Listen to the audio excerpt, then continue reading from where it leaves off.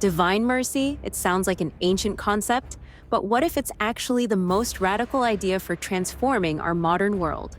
The way it shows up throughout history tells us something pretty incredible about human nature.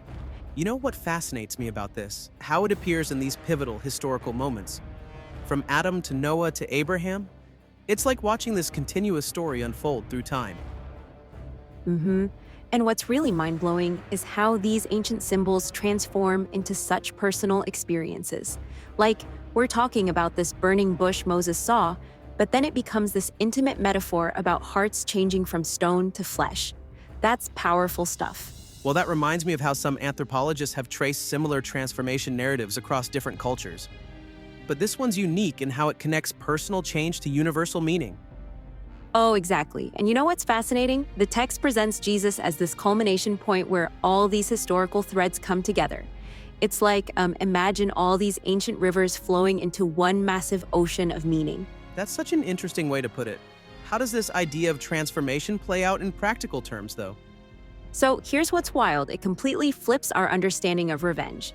Instead of getting even, it's about responding to negativity with positive action.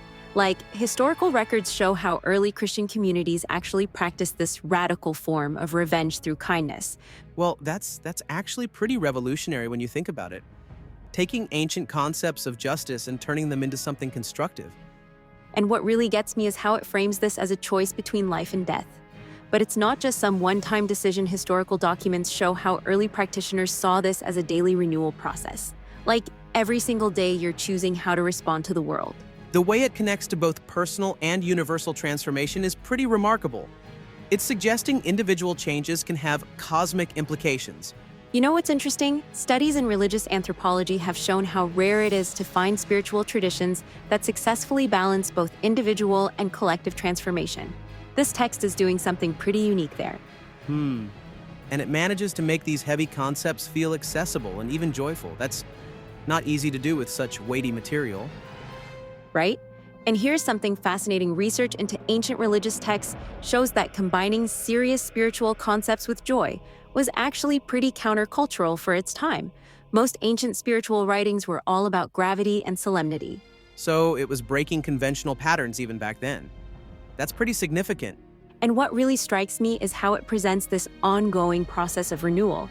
Like, historical records show these ideas influenced everything from medieval monastery practices to modern social justice movements. It's this continuous thread of transformation. The practical impact through history is pretty remarkable when you lay it out like that. Well, and here's what I find most compelling. It's suggesting that true transformation isn't about rejecting the past, but finding new ways to express timeless truths. Like, it's this beautiful dance between tradition and innovation. That really brings it all together, holding space for both the ancient and the new, the personal and the universal. You know, as we wrap up, I keep coming back to how this text manages to bridge so many apparent opposites.